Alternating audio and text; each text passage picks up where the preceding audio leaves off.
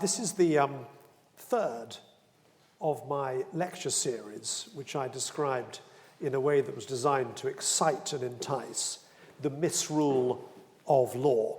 And this is entitled Segregation and the Rule of Law. Now, I want to start with a building in Pretoria in South Africa. And in 1898, its Jewish community erected a beautiful new synagogue. And here it is in 1904, a magnificent blend, so I read in the architectural guide to it, of the Gothic, the Moorish, and the Byzantine. And for more than 50 years, the Jewish citizens of Pretoria in South Africa worshipped here. They then decided that the building had become too small for them, and they built a new synagogue elsewhere in Pretoria, and this became surplus to requirements. And the building was then sold to the South African state, who bought it to convert it into a courthouse. And it was then used for more than 20 years as a special court for so-called security cases. And I'm going to come on to that later in the lecture, some of those cases. But it was in the old synagogue in Pretoria that many of the significant clashes between dissenters and the apartheid state took place. Now, 4 years before the purchase of the old synagogue by the state, the National Party had come to power, formed a government after its surprise success in the general election of 1948. An election, of course, comprised almost exclusively of white voters, a very small percentage of the overall population of South Africa at the time, as of course you will all know. The National Party formed a government, and it swiftly instituted its programme of apartheid. Literally, in Afrikaans, the word means, as many of you will know, separateness. And one National Party Prime Minister a few years later would describe it without any trace of irony as, quotes, simple good neighbourliness. The abysmal rhetoric of the time was one of separateness but equality. Rhetoric it was, and abysmal it was. Now, apartheid, as you will all recall, was a social and political programme based on racial ideas which, of course, now revolt us. But to work in practice at the time, apartheid had to have a legal underpinning. So after 1948, a great tide of legislation ensued, emanating, of course, from an all-white parliament. And in short order, the building blocks of the apartheid state were laid. So, in 1950, just a year and a half or so after the election, the Population Registration Act provided for the formal individual classification of every single South African citizen into one of three supposed racial categories. And I will use the words with very heavy quotation marks around them. They were the words of the time, words that, of course, that are now highly offensive. So forgive me for that. The three categories that the 1950 Population Registration Act utilised were white, native, and coloured. And it's deeply discomforting to read how the bland language of parliamentary statute, because, of course, South Africa was a parliamentary democracy in one sense. The concept of democracy was bastardized and perverse, but it was a democracy in one sense. And its parliament generated legislation, which reads, in one sense, very similarly to the language of the legislation of other democracies, other more obvious and non-perverse democracies around the world. So we read, as I say, in the bland language of parliamentary statute, how a policy of naked racism was converted into law. So let's look at some of the provisions of the Population Registration Act, often described as the absolute cornerstone of the apartheid state. So I've referred to these three obnoxious racial categorizations. Look at the way that Parliament dealt with it. A white person means a person who in appearance obviously is or is generally accepted as a white person, but does not include a person who, although in appearance obviously a white person, is generally accepted as a coloured person. And then native, a person who in fact or is generally accepted as a member of any Aboriginal race or tribe of Africa. These were parliamentary words from 70 years ago. Thirdly, a coloured person means a person who is basically not a white person or a native. Now, this act, which is a very lengthy piece of legislation, descended further down the rabbit hole. For instance, in deciding whether a person was obviously white, a phrase used in the Act continued to say that in making that decision, his habits, education, speech, deportment, and demeanour shall be taken into account. Just think, pausing there, about all the racial assumptions that provision allowed to be brought to bear by the whole army of bureaucrats that were employed by the state to engage in this vast racial categorization of tens of millions of individuals who lived in South Africa. Now, a person's racial categorization mattered profoundly in South Africa at the time, and it could affect in a very profound way every aspect of that person's life, whether it was economic, social, political, or personal. Where there was doubt about a person's racial categorization, then humiliating and absurd tests could be deployed by these army of bureaucrats to work out into which racial group they supposedly fitted. One technique was the so-called pencil test. If a pencil was pushed into a person's hair and it did not fall out, that was seen as an indicator that they were a so-called, I use the phrase with heavy quotation marks, native. A person was permitted under the Act to challenge their classification, and there was introduced a so-called Race Classification Appeal Board, constituted by a tribunal made up of 3 people chaired by a judge. And that board heard in the years of its operation literally thousands of cases where somebody was challenging their racial categorization. Sometimes it was not just the person, him or herself, who challenged their categorization. One often finds that third parties, sort of busybodies, would see that somebody had been categorized as white, let's say, and would make an anonymous complaint to the appeal board to say, well, I dispute that they're white. And so would be set in motion a sort of witch hunt of machinery of a witch hunt into the racial history or racial categorization of that individual. So just by that example, one can see how the law and the operations of the law and the policy of segregation were inextricably entwined. As I've said, a person's racial categorization in apartheid South Africa mattered very profoundly. For instance, if you were registered as a coloured or native person, again using the language of the time, then you could not legally marry a white person and vice versa. Under the so-called Prohibition of Mixed Marriages Act 1949, it was illegal for a so-called European to marry a non-European. And I again use those phrases as the language of the time.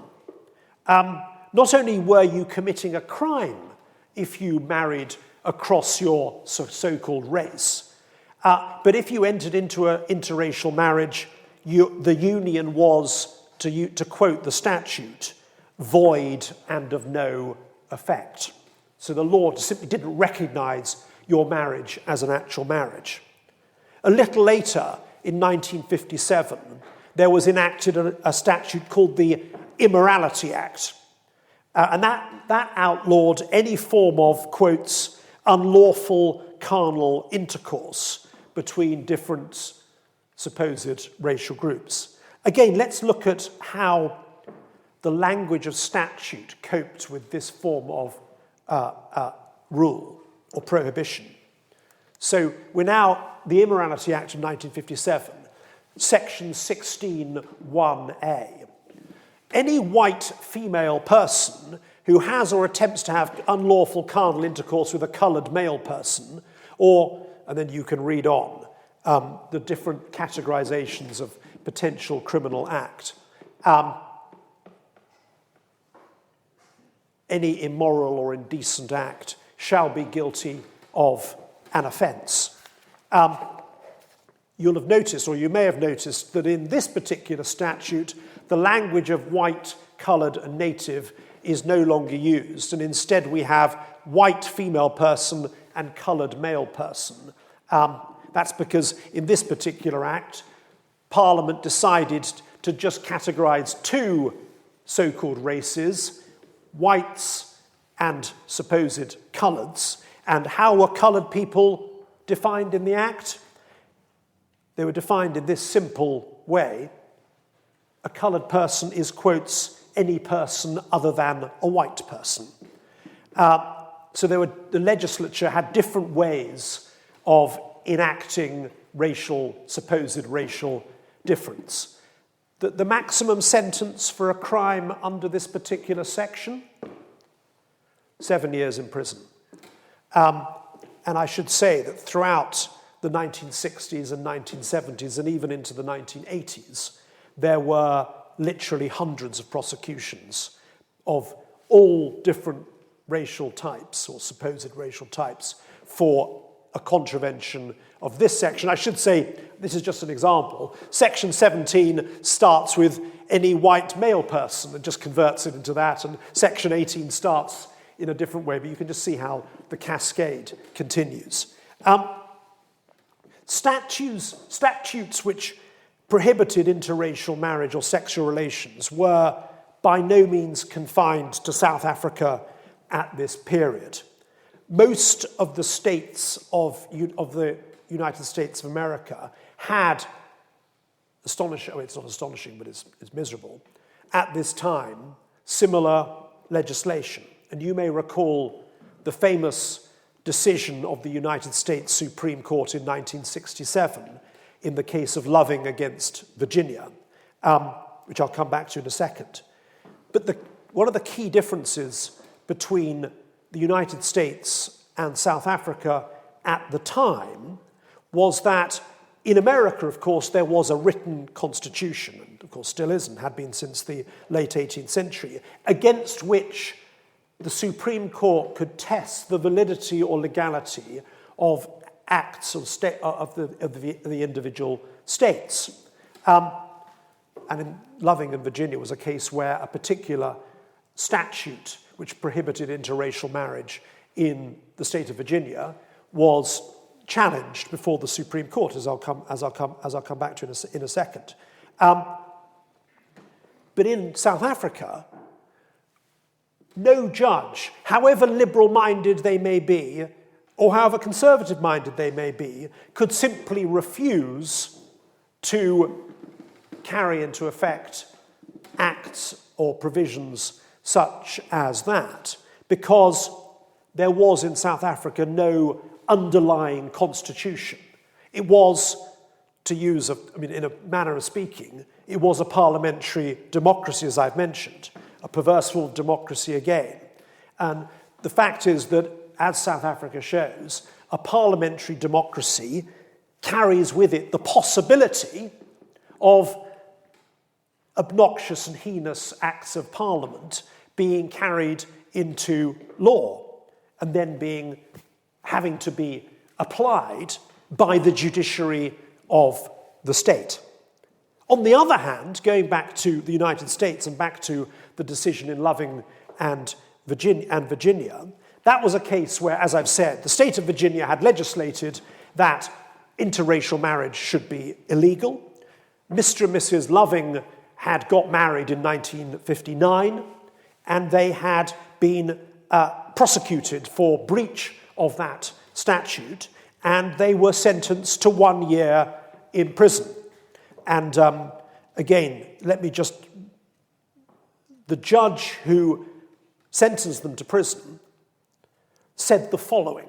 This is 1959 in the state of Virginia, and I quote, "Almighty God created the races white, black, yellow, Malay, and red, and he placed them on separate continents.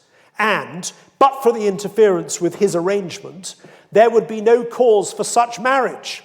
The fact that he separated the races shows that he did not intend for the races to mix." That's 1959 in Virginia in the United States. Now, no South African judge at the time could say, even if they privately thought it, what Chief Justice Earl Warren said in the Supreme Court when the case went on appeal to the Supreme Court. And let's just look at that. A photograph of the Lovings, Mr. and Mrs. Loving at the time of their appeal to the Supreme Court. And Earl Warren, famous Chief Justice, sat on the Warren Commission into the Kennedy assassination, etc., etc.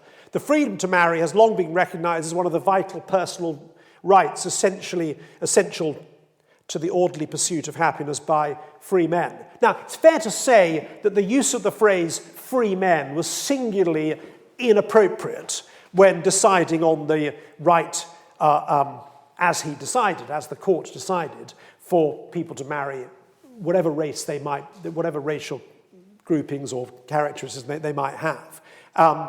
It's a shame you didn't use the word free people, but there we are. Nonetheless, it is a famous landmark of the civil rights struggle in America, the decision in Loving and Virginia, which struck down the relevant statute, and indeed, as a result, struck down all the other statutes, mostly in the southern states of America, which had similar provisions.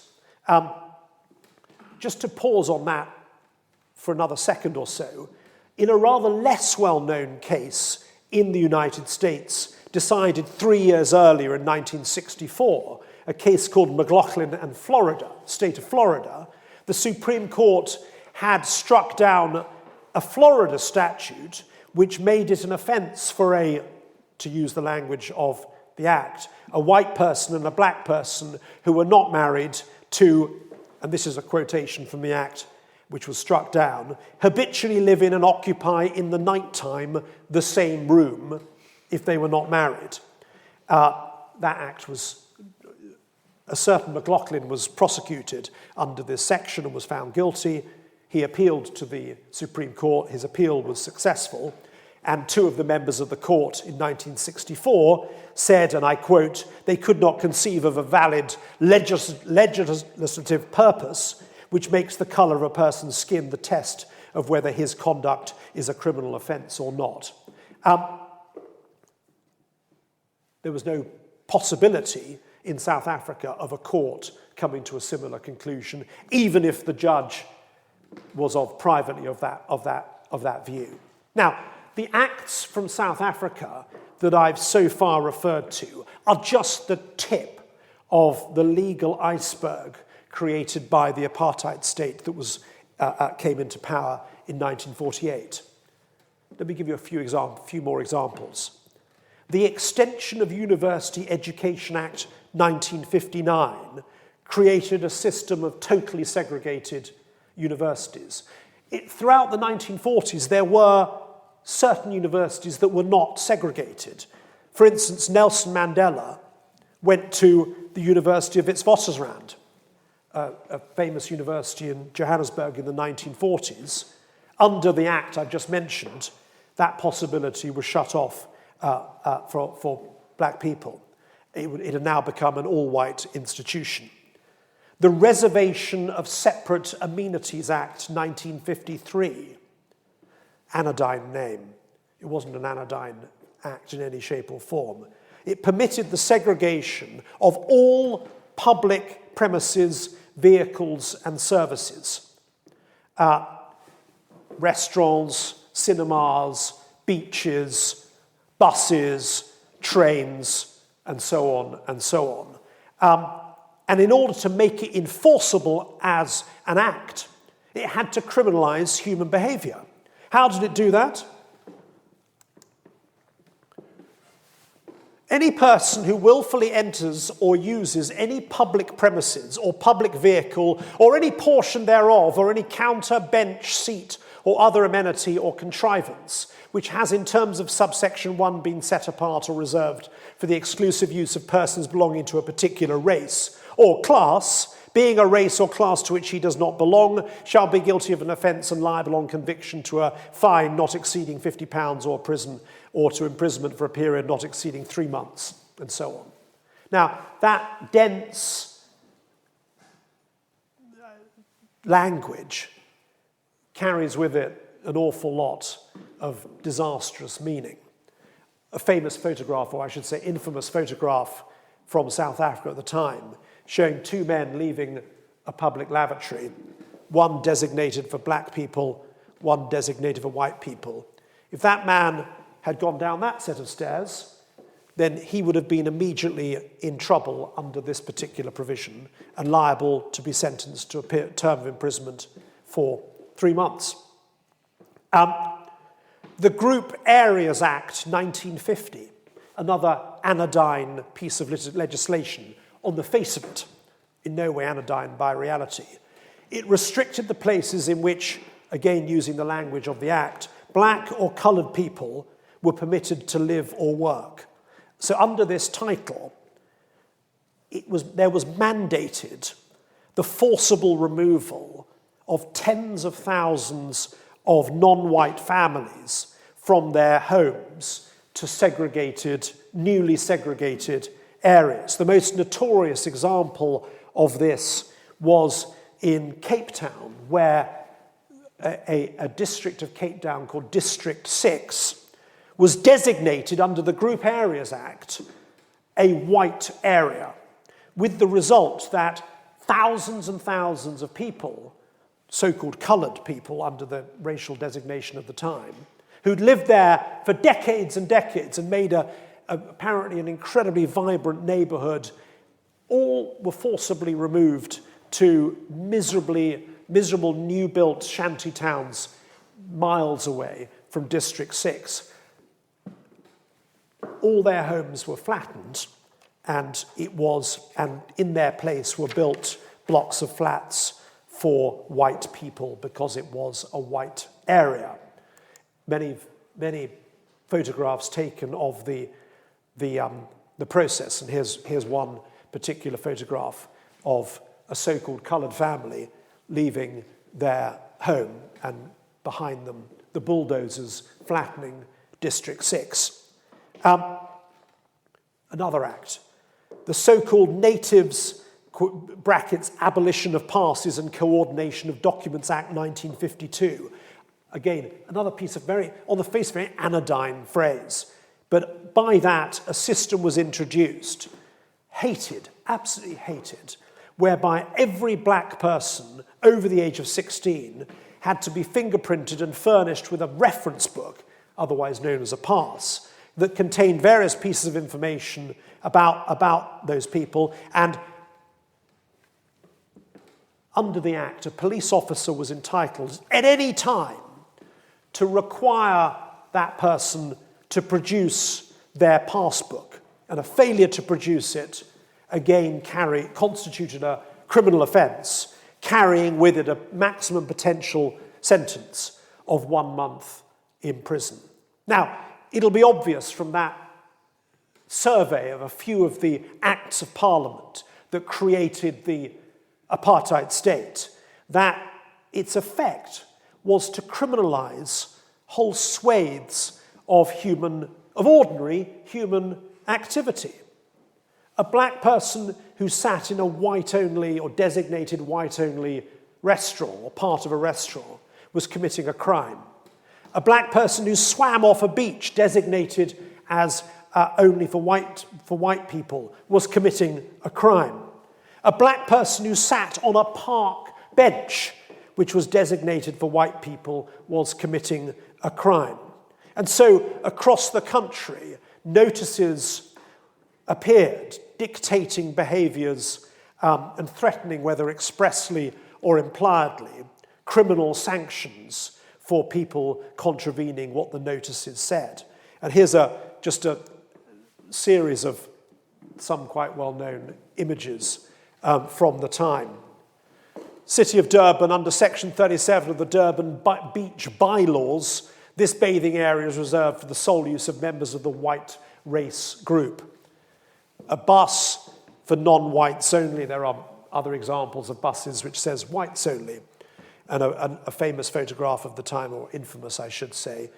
A bench, literally benches had printed on them, as you may be able to see there, whites only, and then sleg blank in the same phrase in Afrikaans. Now, all these laws, this whole panoply of legislation, had to be administered. And the effect of such a deluge of legislation was to place the courts, and in particular the criminal courts, at the centre of the administrative structure of apartheid.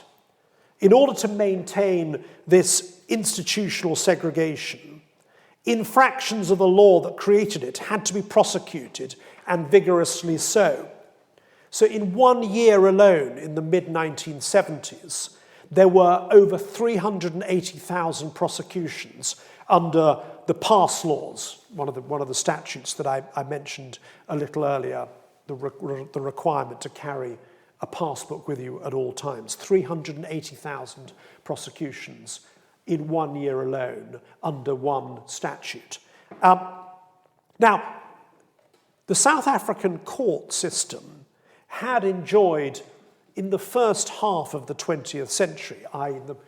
the 50 years or so up to 1948, a very high international reputation as a place of exceptional justice. Now, South Africa's legal system at the time was, and still is, an amalgam of English common law and Roman Dutch law. And the courts had a very long tradition of respect for what I've described in my first lecture as the rule of law. And the judges who were sitting there who were sitting in their courts in the late 1940s now found themselves increasingly having to administer the new apartheid justice that had been imposed upon them. And they were not, at least for a while, simply stooges of the system. Now, in my last lecture, I discussed the administration of criminal justice in the courts of the Soviet Union and the courts of Nazi Germany. And in those countries, criminal justice was largely a charade. Now, it's important to recognize that that was not the case in South Africa throughout the apartheid period. The courts continued to function in a recognizably fair way for a period of time.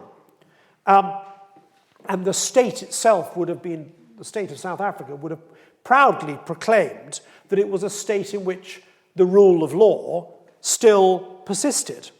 And this presents a conundrum about the concept of the rule of law, what actually it means, whether it's simply, as a concept, a procedural idea, or whether it involves within it substantive rules about how the law should be.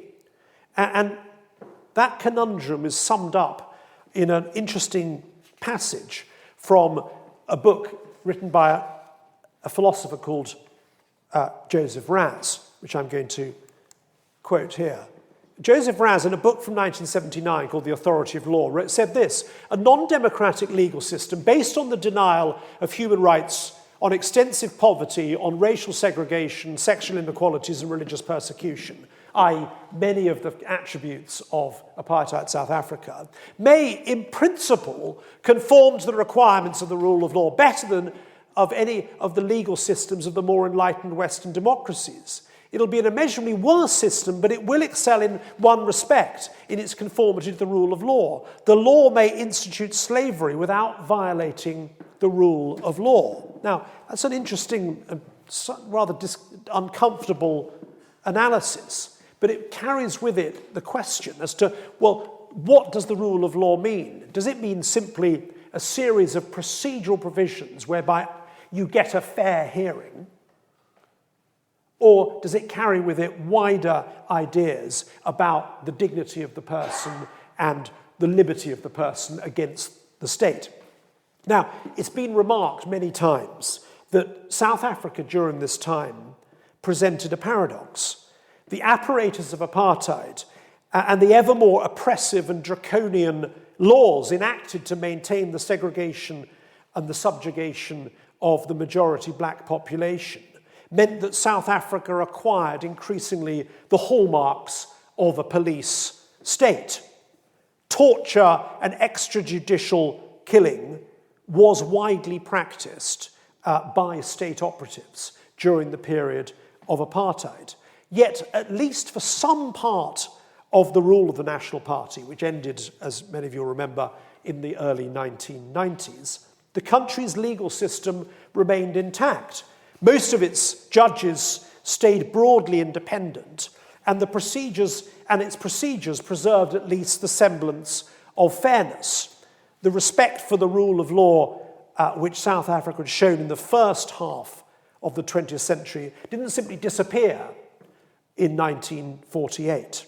Now, despite the standing that the court, despite that standing, that high standing, the courts were obliged to apply the apartheid legislation that then flooded the statute books. Some judges, it's fair to say, did their best to blunt its full sting.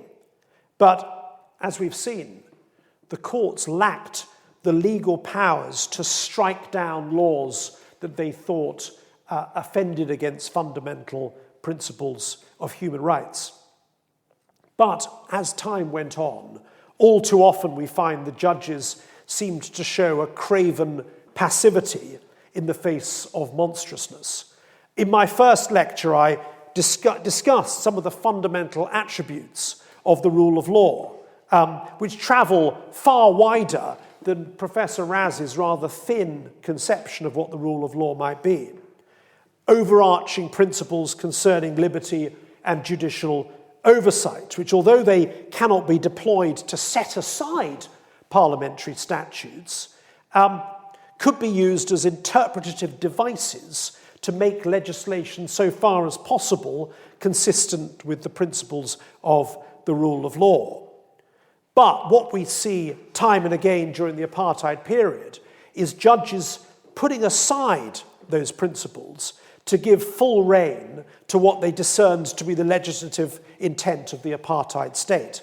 Let me give you one notorious example. In the late 1950s, a proclamation was issued under the Group Areas Act, whereby the city of Durban, huge city in South Africa, is now divided up via a sort of zoning mechanism into white areas and, using the language of the time, Indian areas, because Durban had and still has a very large population of people who'd come originally from India to South Africa in the 19th century. So this zoning took place in Durban, pursuant to the Group Areas Act, and a number of Indian citizens challenged this zoning and said, well, look, the zoning means that, hey presto, the white population have been allocated all the finer parts of the city, and we've been allocated all the less fine parts of the city and the poorer parts of the city. This is just can't be right. And they said, look, the Group Areas Act itself provides for segregation between races, but it doesn't say the whites get the nice areas and the non-whites get the non-nice areas. So they had a point. They were trying to use the legislation for their own benefit, and quite rightly so. Now, the matter went to the main appeal court of South Africa, and the judges of the appeal court accepted that the Group Areas Act did not expressly say, and zoning should be undertaken so that the white population are allocated the nicer parts of a given urban area. But they held, nonetheless, that the zoning was legal, and they dismissed the challenge. And what did one of the judges say? The case is called the Minister of the Interior and Lockhart. The Group Areas Act represents a colossal social experiment and a long-term policy. It necessarily involves the movement out of group areas of numbers of people throughout the country. Parliament must have envisaged that compulsory population shifts of persons occupying certain areas would inevitably cause disruption, and within the foreseeable future, substantial inequalities. Whether all this will ultimately prove to be the mistake there, for the common weal, for the common benefit of all the inhabitants, is not for the court to decide. So in that weasel phrase, Parliament must have envisaged ...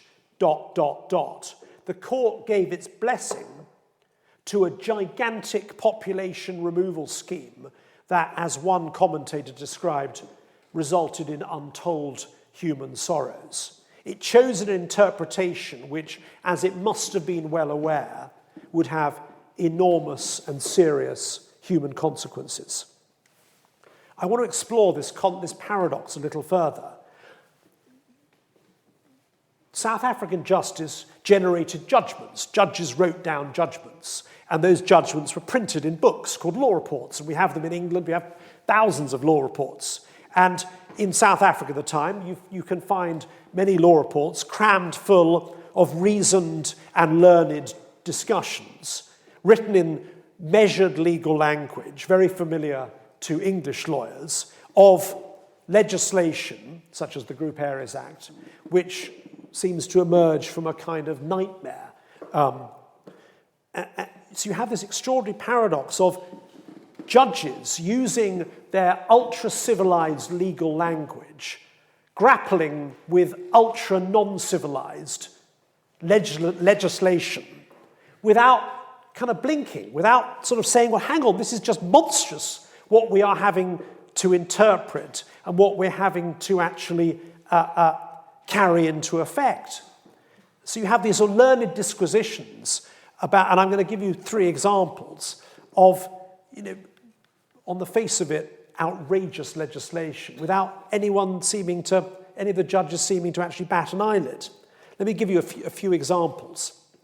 In 1959, a lawyer employed by the firm of Mandela and Tambo called Godfrey Piche. Mandela and Tambo, you may remember that Nelson Mandela, amongst many of his other great achievements, set up a law firm in Johannesburg, the first black-owned law firm in Johannesburg, and ran it for many years until he was sentenced to prison and was unable, obviously, to run it thereafter.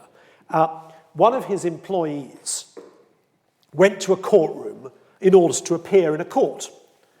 And there was a table in the courtroom which said blacks only. And he said, I'm not going to sit in this table. Why should my client be prejudiced in this way, that his lawyer has to sit in some separate table? I'm going to sit at the main table and present my case on behalf of my client. Very brave act. So he did so, and the magistrate said, no, you must sit at that table, which is allocated for you, Mr. Piche. And he said, I'm not going to do that. And the magistrate sentenced him to prison for contempt of court. And he appealed and said it was improper for me to be sentenced for contempt of court. And it came before the appeal court, and his appeal was dismissed. The Chief Justice saying as follows, and I quote, "It is clear that a practitioner would in every way be as well seated at the one table as at the other, and that he could not possibly have been hampered in the slightest in the conduct of his case by having to use a separate table. You might think that's rather missing the point in a pretty grand way. But the judge, in coming to that conclusion and upholding Mr. Peachey's sentence for contempt of court, referred to the Reservation of Separate Amenities Act, the one I referred to earlier, and said, well, under that act, there could have been a designation in the courtroom of a white table and a black table. It hadn't actually happened, but because there could have been such a designation, therefore the sentence and the finding of contempt of court was upheld. Another example.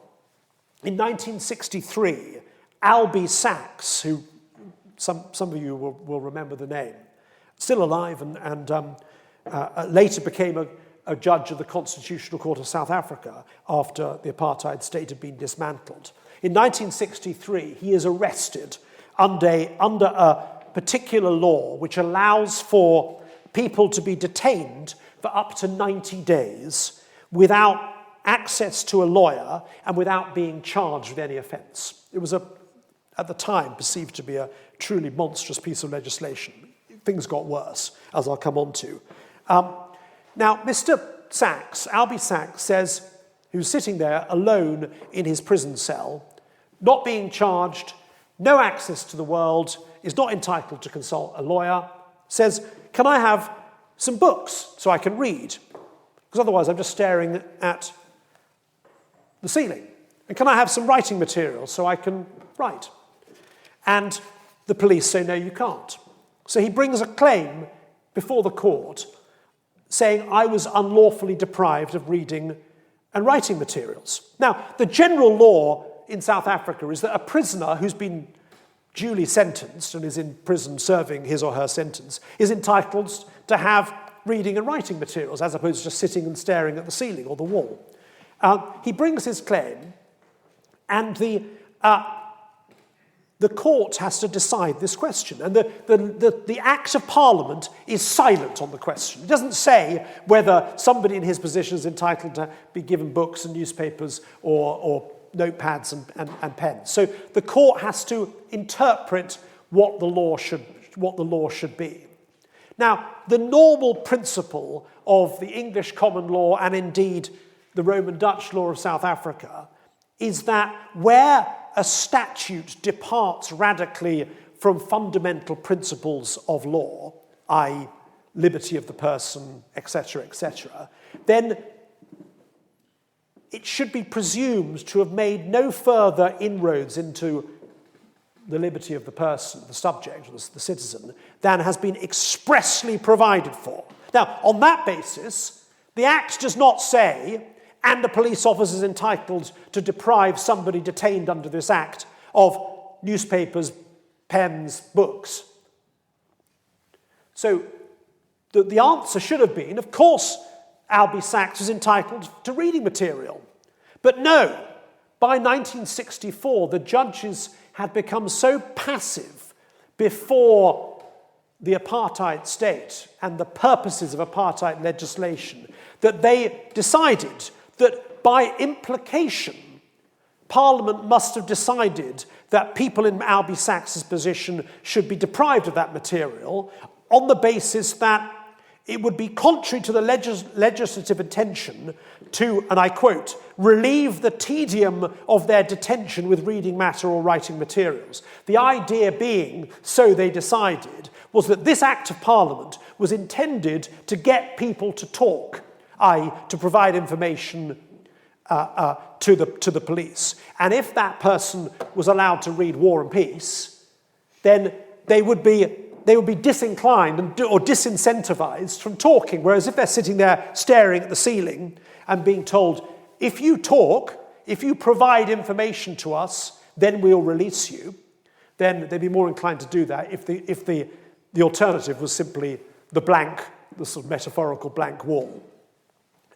A case, I should say, that has gone down in infamy as one of the most appalling decisions of the South African courts.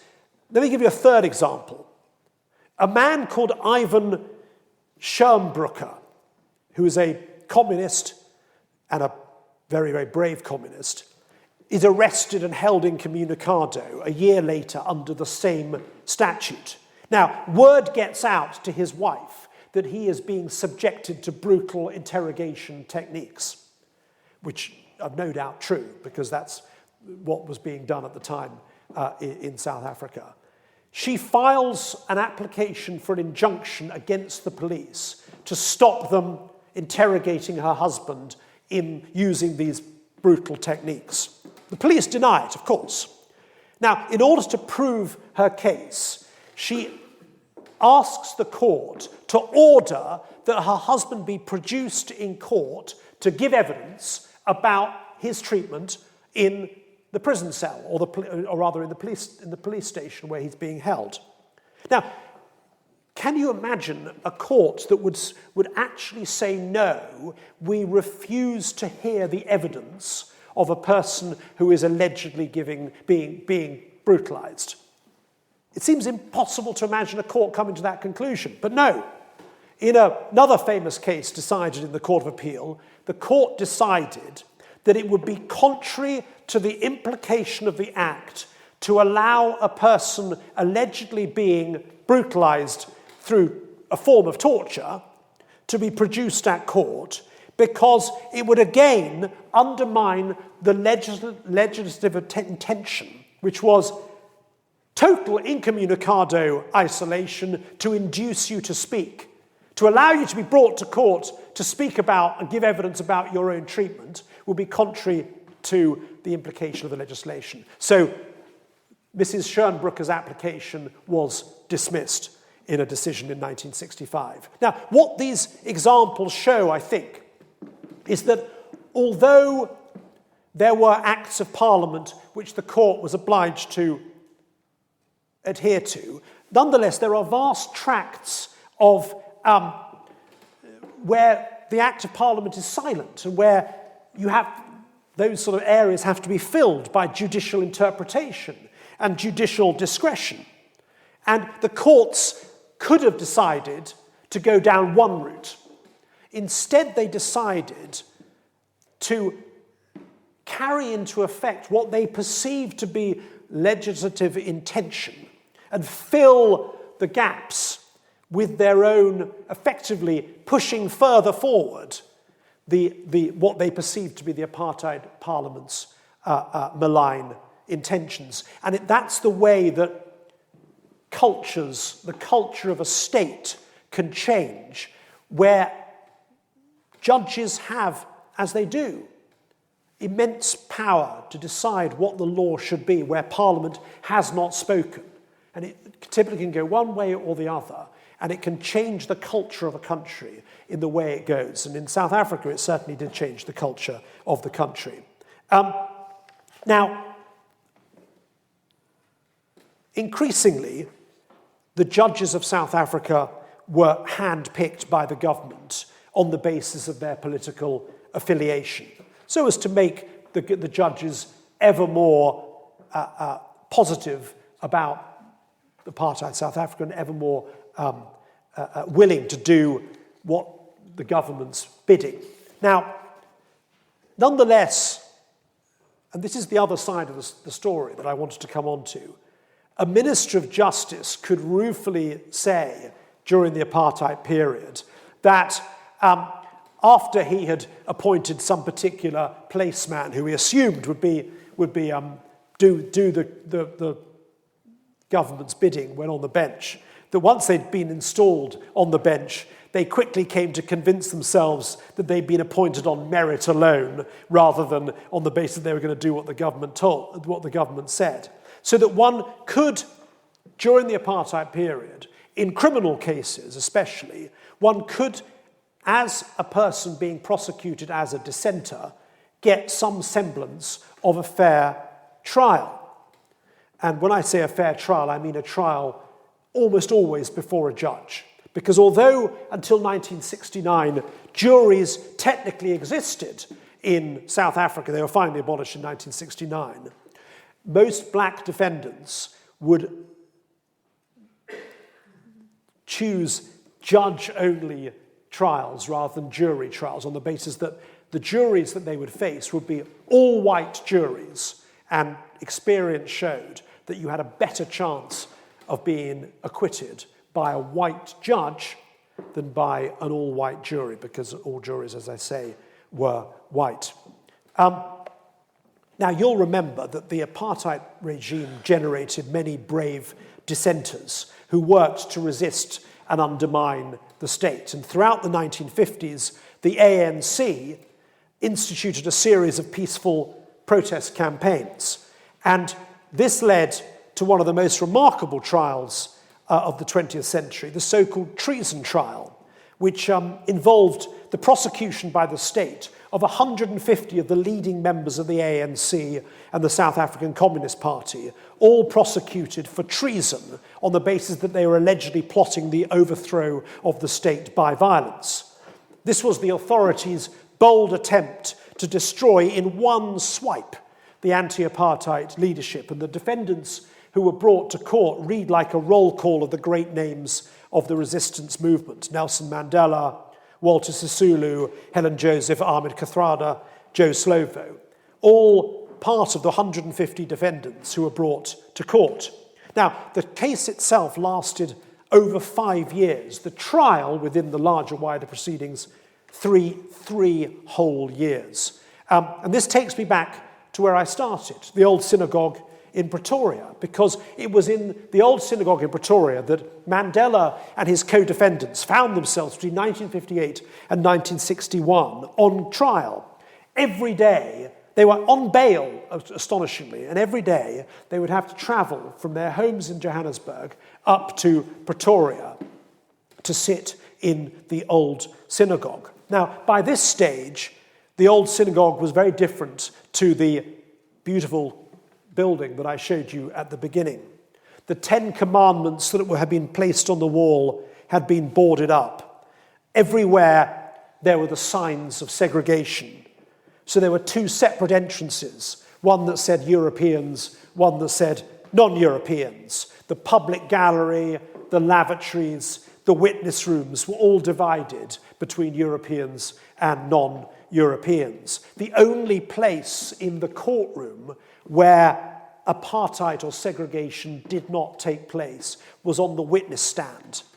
There was only one witness stand, and it was on that witness stand that everyone achieved a degree of equality, because when Nelson Mandela went onto that witness stand, or any of the other defendants during this immensely long period, they were equal to any other witness, and they could speak freely to the judges, they could answer questions, and their evidence could be taken down and broadcast, as it was, across the world.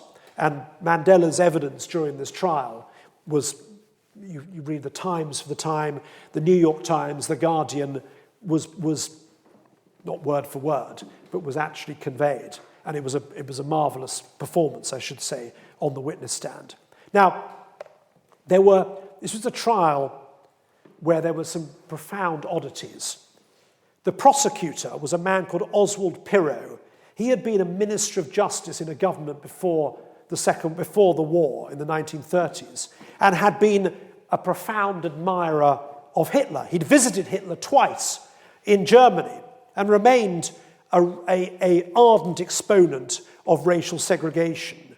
So here he was, a former Nazi sympathizer, prosecuting 150 ANC members in a former synagogue. And the defense lawyers on the other side of the courtroom, who were made up of some of the great figures of the time, were not predominantly Jewish, but there were some great Jewish names amongst the defense advocates.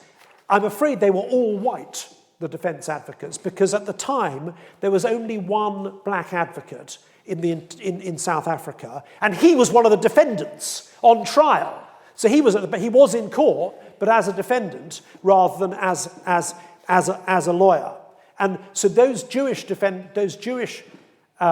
lawyers who were acting for the defense, and there was a team of about 6 lawyers acting for all the dozens and dozens of defendants. Most of their parents or grandparents had fled persecution in Russia and East Europe to come to South Africa, and they were now fighting a different form of persecution in South Africa.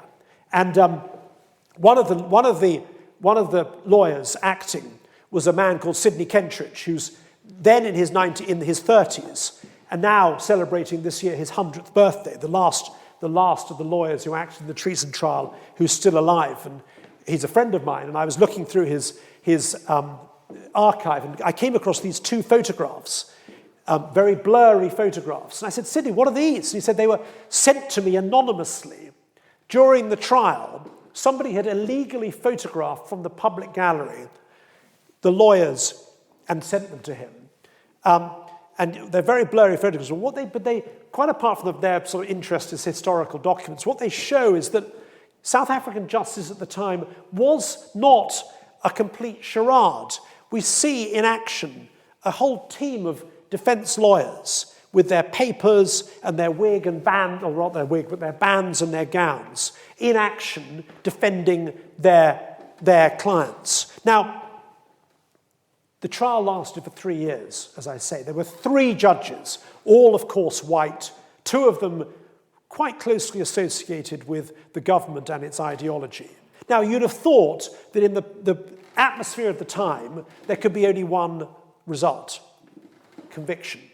After all, the judges knew full well that the purpose of this prosecution was to cut off the head of the ANC opposition in one fell swoop.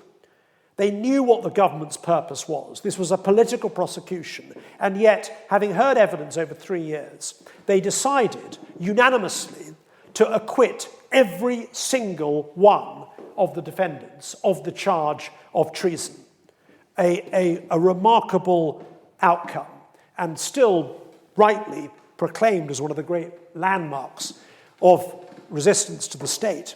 Let me show you a couple more photographs which taken with the old synagogue. This is inside. This is the old public gallery where I'm told, where the female worshippers would have worshipped. A different form of segregation, I suppose, in before 1952, when it ceased to be consecrated. So that's a photograph, a wonderful photograph taken outside the court. You can see the arches of the entrances to the synagogue. There, of course, is Nelson Mandela exuding his usual charm. He's been on trial now for 2 years. Every day he has to go up to court, still keeping his morale up. And then finally, a photograph, in a rather blurry photograph, of the main defense counsel, a man called Izzy Meisels, who is being brought out of the courtroom in triumph. This is on the day of the acquittal in March 1961, and you can see the old entrance, and you can see just about, it says Europeans only, except that man's fist is occluding the word non. And Meisels has come out of court in the non-Europeans, even though, of course, he was a European, as a sign of respect for his clients. Great photograph, I think, from that period. Now, I want to just refer to 2 more cases which were tried in the old synagogue, and which provide a slightly different angle on criminal justice in the apartheid period. 10 years later, 1970, Winnie Mandela is one of the leading figures in the freedom struggle. Her husband has now been in prison for 8 years on Robben Island. She is a leading member of the ANC, still free, not in prison. The state swoops again in 1970. She's arrested alongside 21 of her associates, other members of the ANC. And she's arrested under something called the Terrorism Act, which has been enacted a few years earlier. Now, the Terrorism Act partakes of the act I mentioned a little earlier, but goes even further. There's a lot of, I'm not going to read that all out now, but essentially, under the Terrorism Act, it allowed the police to arrest without charge and hold a person completely incommunicado for as long as they thought that some useful purpose would be served by their continuing detention. One of the most monstrous pieces of legislation of the 20th century, really, of the latter part of the 20th century. It allowed people to be effectively hidden away and sequestered from the world for as long as the police liked. Hence, no court of law shall pronounce upon the validity of any action taken under this section. So you couldn't even go to court and challenge your detention. The court were prevented from inquiring into it. No person other than the minister or an officer in the service of the state acting in the performance of his official duties shall have access to any detainee. So no lawyer was entitled to see their client, no family member, no friend. You were entirely shut off from the world. Winnie Mandela was held under this section and for 491 days held in isolation and being tortured, it's fair to say. I mean, she wrote an extraordinary memoir of her period in prison at this time. And yet, she is prosecuted for sabotage, another form of treason, and she goes before, finally, she's released to be prosecuted, goes before an Afrikaner judge, a white Afrikaans judge, and she is again acquitted because, true to his judicial oath, even though the state obviously desperately wanted her conviction, she was the great figure of the anti-apartheid movement at the time. A judge acquitted her. The final, and my final section, so to speak, is the final case that was decided in the old synagogue. We're now in 1977, and you will recall, many of you will recall the name of Steve Biko, one of the great leaders of the 1970s.